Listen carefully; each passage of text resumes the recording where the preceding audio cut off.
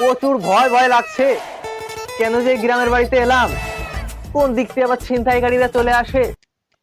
মাম্মিকে বললাম একটা সাধারণ একটা ফোন কিনে দিতে, ড্যাড বললো না, সে তোকে একটা ভালো ফোন কিনে দেবো, স্যামসাং S20 আলট্রা, যার দাম হলো 50 কোটি টাকা, সেই দুবাই থেকে কিনে দিল। এখন এই ফোন নিয়ে গ্রামে এসে প্রচুর রিস্ক হয়ে যাচ্ছে। কোন দিক থেকে যে আবার ছিনতাইকারীরা চলে আসে কিছু বুঝলাম না। যাই একটু ঘুরে আসি দেখি। रुको जरा सबर करो।